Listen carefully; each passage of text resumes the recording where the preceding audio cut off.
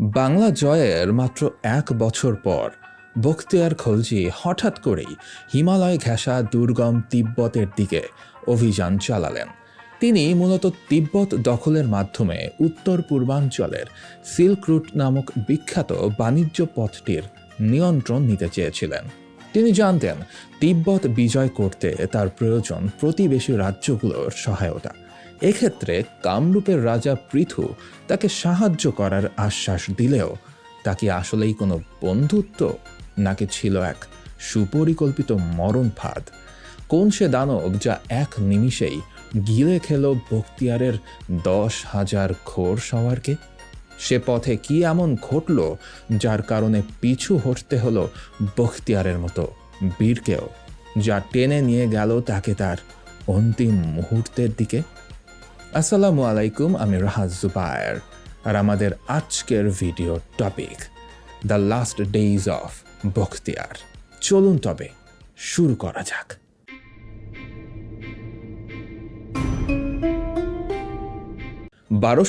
সালে নদিয়া দখলের মাধ্যমে বখতিয়ার খলজি বাংলার বেশ বড় এক অংশের অধিপতি হয়ে ওঠেন। কিন্তু এত ঐশ্বর্য তিনি ভোগ বিলাসে খরচ না করে বরং নিজের সমর শক্তি বৃদ্ধিতে কাজে লাগালেন। খুব অল্প সময়ের মধ্যেই তার ঘোর সওয়ারের সংখ্যা ১০,০০০-এ গিয়ে ঠেকল। মনে মনে এই বিশাল শক্তি প্রয়োগের সুযোগ খুঁজছিলেন এই যুদ্ধবাজ ব্যক্তিটি। আর এই সময় তিনি পরিকল্পনা করলেন তিব্বত অভিযানে যাবেন তিনি। এত বড় এলাকার অধিপতি হিসেবে রাজ্য শাসন না করে এত বড় ঝুঁকিপূর্ণ তিব্বত অভিযানের পরিকল্পনা করার পেছনে তার অতিরিক্ত আত্মবিশ্বাস ও উচ্চাকাঙ্ক্ষা যেমন কাজ করেছিল, এছাড়াও ছিল কিছু সুদূর প্রসারী কৌশল। কিন্তু বহির্বিশ্বের শক্তির কাছে অজেয় তিব্বত জয় করা যে ভয়াবহ রকমের ঝুঁকিপূর্ণ, সেই হিসেব তার কাছে পাত্তাই পেল না। এমনকি ততদিনে চীনের শক্তিশালী তাং রাজবংশ বেশ কয়েকবার আক্রমণ করেও তিব্বতের বৈরী আবহাওয়া ও সংকীর্ণ গিরিপথ ব্যবহার করে তিব্বতীদের গেরিলা আক্রমণ নীতির কাছে নতি স্বীকার করে পিছু হটেছে।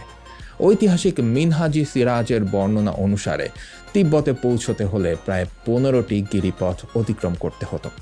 সেখানের পাতলা বাতাসে সাধারণ মানুষের নিঃশ্বাস নেওয়ার সমস্যা তো হতোই, তার উপর গিরিখাতগুলো এতটাই সংকীর্ণ ছিল যে তা পার হতে মাত্র একজন অশ্বারোহী সারিবদ্ধভাবে চলতে পারত। এই এত প্রতিবন্ধকতার পরেও বখতিয়ার তিব্বত অভিযান করতে চেয়েছিলেন মূলত সিল্ক রুটের নিয়ন্ত্রণ ও সরাসরি তুর্কির সাথে যোগাযোগ স্থাপন করে স্বজাতির কাছ থেকে সুবিধা পাওয়ার লক্ষ্যে। সেই লক্ষ্যে অভিযান পরিচালনার সুবিধার্থে তিনি তার রাজধানী দেবকোট বা বর্তমানের দিনাজপুরে স্থানান্তর করলেন। তিব্বত পৌঁছতে হলে পথে কোচ এবং কামরূপ রাজ্য পার হয়ে যেতে হতো।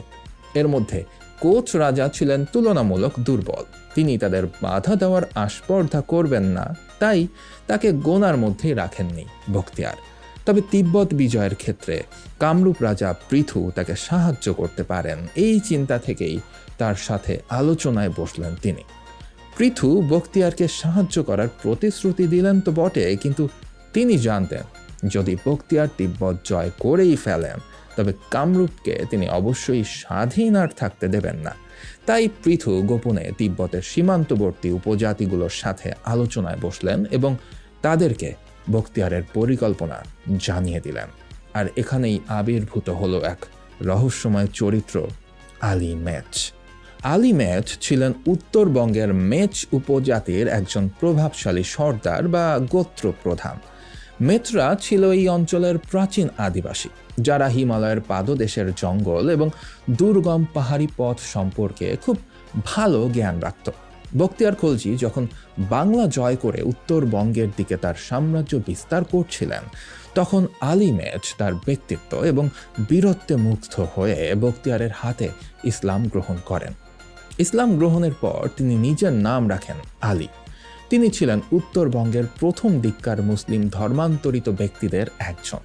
বখতিয়ার খলজি যখন তিব্বত জয়ের পরিকল্পনা করেন, তখন তার কাছে এই অঞ্চলের কোনো ম্যাপ বা ভৌগোলিক জ্ঞান ছিল না। আলী মেচ বখতিয়ারকে প্রতিশ্রুতি দেন যে তিনি তার বাহিনীকে নিরাপদে তিব্বতের সীমানায় পৌঁছে দেবেন। বখতিয়ার তার সৈন্যবাহিনী নিয়ে যখন বর্তমান গুয়াহাটি শহরের কাছে ব্রহ্মপুত্র নদের ওপর তৈরি একটি পাথরের সেতু পার হয়ে কামরূপ রাজ্যে পৌঁছলেন এবং নিজের বেশ কিছু সৈন্য সেই সেতু পাহারায় রেখে কামরূপ রাজার দরবারে গেলেন, তখন রাজা পৃথুর মারফত তাকে জানানো হলো বেশ কিছু কারণবশত রাজা পৃথু এই বছর তার সঙ্গে যুদ্ধযাত্রায় যোগ দিতে পারছেন না। বখতিয়ারকে তিনি 1 বছর অপেক্ষা করতে অনুরোধ করেন। পরের বছর তিনি অবশ্যই তার সঙ্গী হবেন। বখতিয়ার রাজার এই ভীরু স্বভাব দেখে যার পর্যায়ে বিরক্ত হলেন এবং একাই যুদ্ধযাত্রা করবেন বলে ঠিক করলেন। আর এর অপেক্ষাতেই যেন ছিলেন রাজা পৃথু। তিনি নিজে যেতে না পারলেও বখতিয়ারের সঙ্গে কিছু পথ প্রদর্শক দিয়ে দিলেন। যদিও বখতিয়ারের সাথে আলী মেজ ছিল, কিন্তু পৃথু তাকে বোঝালেন সামনের রাস্তায় এমন কিছু গুপ্ত পথ আছে যা দিয়ে চললে তারা নির্বিঘ্নে গন্তব্যে পৌঁছতে পারবেন, যে পথগুলো তার লোক ছাড়া আর কেউই চেনে না। পৃথুর পাঠানো লোকেরাই বখতিয়ারের বহরকে বর্তমানে সিকিম ভুটান সীমান্তের গিরিপথ পার করিয়ে টেনে নিয়ে গেল তিব্বতের চুম্বি উপত্যকায় অবস্থিত তিব্বতের সীমান্তরক্ষীদের দুর্গের সামনে। কামরূপের রাজা পৃথুর যোগ সাজসে সে রক্ষীরা তৈরি ছিল। এখানকার রক্ষীদের সাথে প্রচণ্ড এক লড়াই হয় বখতিয়ারের। তিব্বতী তীরন্দাজ ও বর্ষাধারীদের আক্রমণে নাজেহাল হয়ে পড়ে বখতিয়ারের বহর। যদিও যুদ্ধে বখতিয়ার জয়লাভ করে, কিন্তু তার দলের ক্ষয়ক্ষতি হয় ব্যাপক। বন্দি তিব্বতী সৈন্যদের কাছ থেকে বখতিয়ার জানতে পারেন খুব কাছেই আরেকটি দুর্গে প্রায় 50,000 তিব্বতী সৈন্য তাদের জন্য অপেক্ষায় আছে। প্রথম দিনেই নিজের দলের এতটা ক্ষয়ক্ষতি দেখে এবং তিব্বতী সৈন্যদের দেওয়া তথ্য জানতে পেরে দমে গেলেন বখতিয়ার।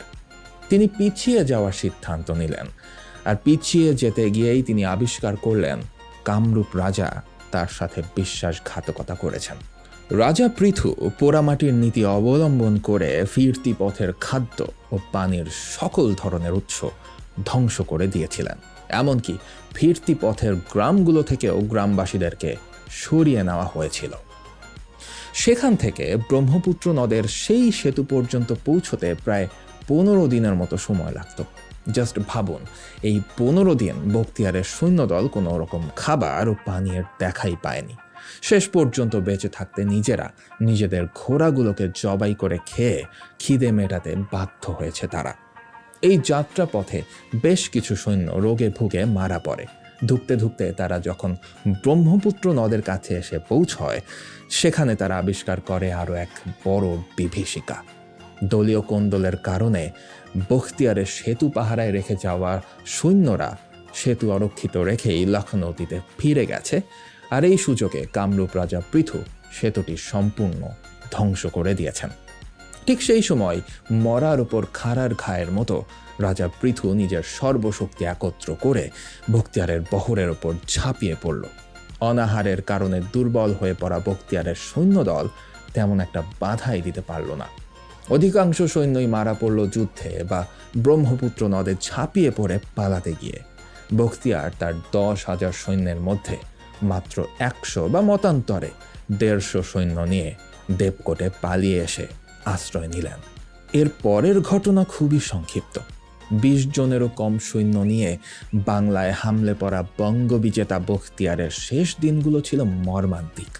তিব্বত অভিযানের শোচনীয় পরাজয়ে প্রচণ্ড মানসিক আঘাত পেয়েছিলেন বখতিয়ার। শোনা যায় তিনি বাড়ি থেকে বের হলেই নাকি তার হাজার হাজার নিহত সৈন্যের বিধবা স্ত্রী ও এতিম সন্তানেরা তাকে দূর থেকে অভিশাপ দিত। এই গ্লানি সহ্য করতে না পেরে তিনি রোগাক্রান্ত হয়ে বিছানায় পড়ে গেলেন।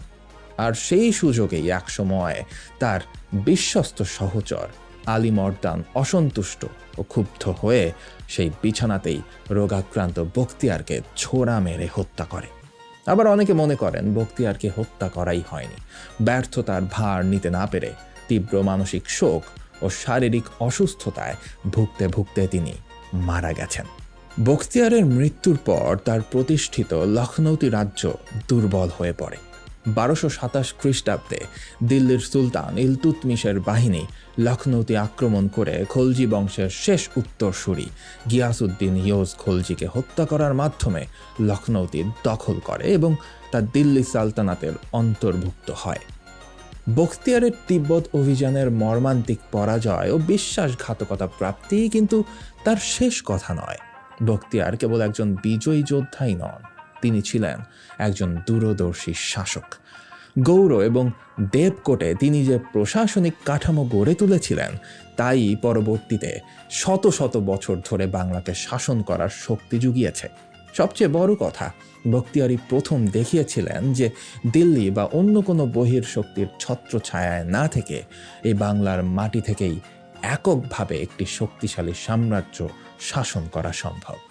তার দেখানো সেই সাহসের পথ ধরেই পরবর্তীতে শামসুদ্দিন ইলিয়াস শাহ বা আলাউদ্দিন হোসেন শাহের মতো শাসকেরা বাংলাকে এক স্বাধীন ও সার্বভৌম রাষ্ট্র হিসেবে প্রতিষ্ঠিত করেছিলেন, যার ছায়া আজও পাওয়া যায় আমাদের বর্তমান শাসকদের মাঝে।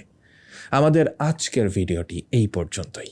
এমনই রোমাঞ্চকর, অপার্থিব, প্রহেলিকাময় সব তথ্যে পরিপূর্ণ ভিডিও মিস করতে না চাইলে সাবস্ক্রাইব করে ফেলুন আমাদের চ্যানেলটিকে আর ফলো করুন আমাদের ফেসবুক পেজটি। দেখা হচ্ছে আগামী ভিডিওতে। Till then, lights out.